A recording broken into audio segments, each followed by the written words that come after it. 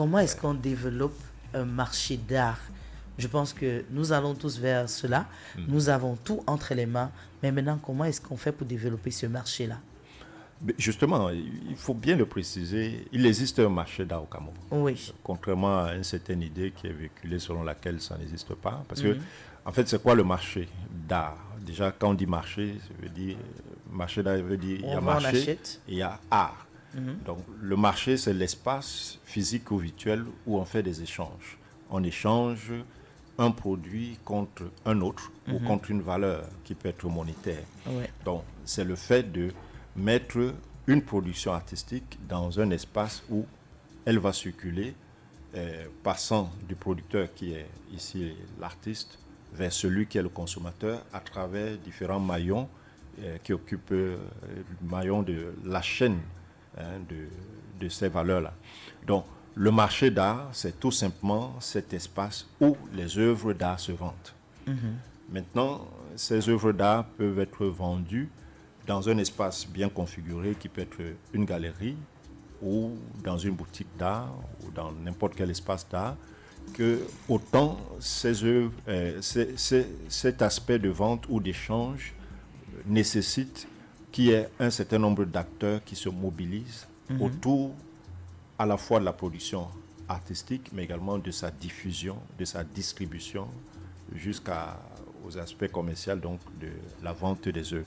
Donc, ce qui veut dire que la problématique réelle que nous avons au Cameroun, ce n'est pas tant soit le fait qu'il n'y ait pas de marché. Il y a un marché, puisqu'il y a des gens qui produisent des œuvres, il y a des gens qui achètent des œuvres, il y a des gens qui vendent des œuvres, qui les proposent à ceux qui les achètent.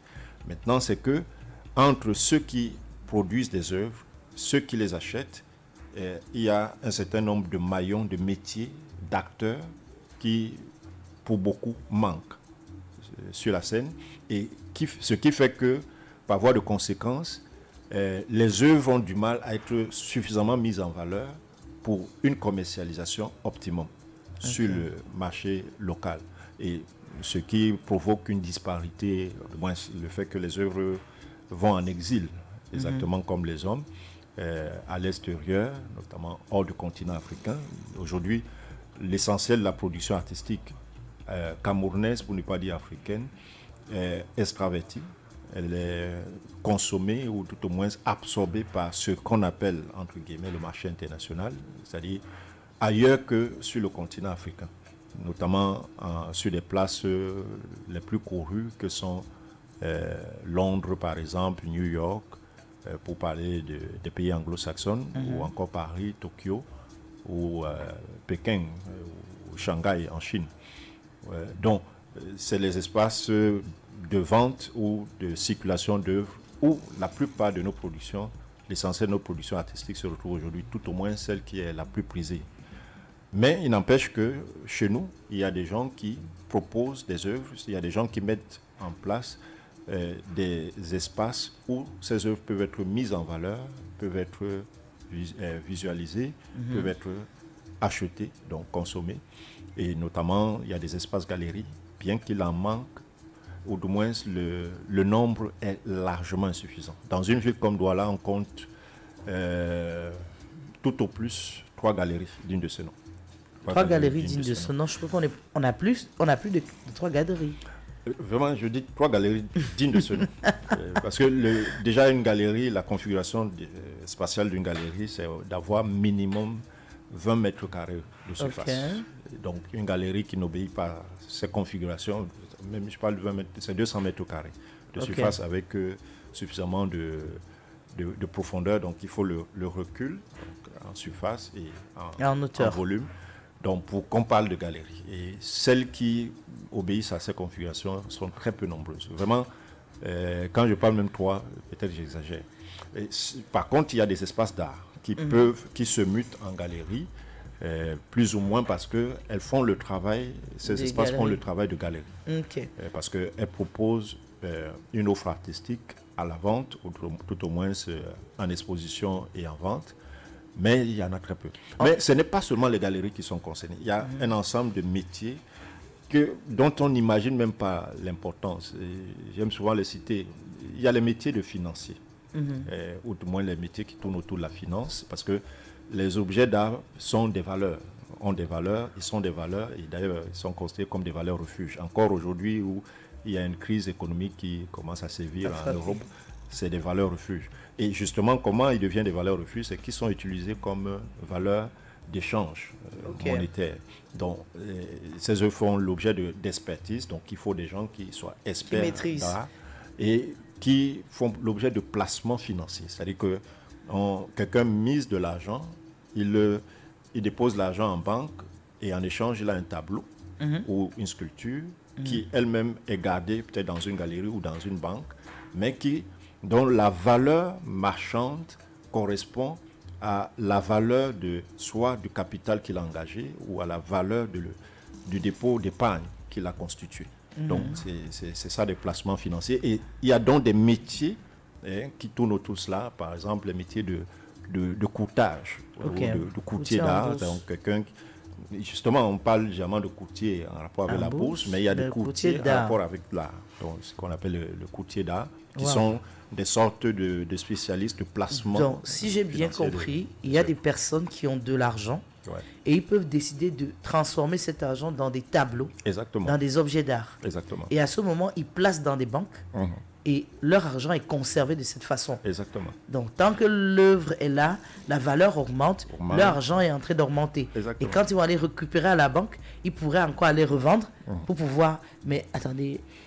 Justement, pour être complet sur la question, Bernard Arnault, par exemple, l'essentiel de sa fortune, et aujourd'hui, il est considéré comme la première fortune au monde. Qui ça? Bernard Arnault, le milliardaire français. L'essentiel de sa fortune est en œuvre d'art. Et c'est des placements... Les placements en œuvre d'art. Je crois qu'aujourd'hui... Et je dois vous préciser, oui, Monsieur Gambi Eli Walter est aussi critique d'art. Donc, c'est une... son CV était tellement beaucoup. Quand notre graphiste, là, Alex Ebonguet, on envoie tous les titres, Alex m'écrit, me dit, mais c'est ça, c'est quel titre que je vais mettre? Je rentre encore, je dis, monsieur Gambi, pardon, je mets quel titre là, comme ça, parce que c'est tellement vaste. Donc, nous avons l'occasion de vous recevoir et nous savons que nous sommes en train de bénéficier. Oui, vous avez de l'argent, vous pouvez investir dans l'art. Vous n'avez pas besoin de marcher avec vos millions. Vous n'avez pas besoin dans les voitures. Ils vont se gâter en 2 jours. Voilà. Mais acheter des œuvres. C'est applicable à notre contexte? Oui, c'est applicable. Bien sûr. C'est nettement applicable. Voilà. J'imagine que... il y a encore que le Cameroun a le privilège d'avoir pas mal de milliardaires. C'est-à-dire des gens qui, quand même, ont amassé... Beaucoup de fortune. Beaucoup de fortune. Et en quoi est constituée une fortune? Et en général, lorsqu'on dit que quelqu'un a 100 milliards de dollars en termes de fortune, ce n'est pas de l'argent liquide qui est déposé dans une banque. C'est un ensemble d'actifs dont il dispose, qui peuvent être par exemple les actions qu'il a dans une entreprise et qui lui rapportent des dividendes, ou l'ensemble de biens qu'il possède. Et généralement, ces biens-là, c'est des biens mobiliers et des biens immobiliers. Les biens mobiliers ici, c'est tout ce qui bouge. Donc, par exemple, des œuvres d'art, qui peuvent également être des biens immobiliers en ceci qu'ils sont fixés quelque part. C'est des biens immobiliers, donc des maisons. Déjà, une maison, c'est une œuvre d'art. D'ailleurs, il faut voir ce que investissent les stars américaines dans les maisons. C'est des œuvres d'art.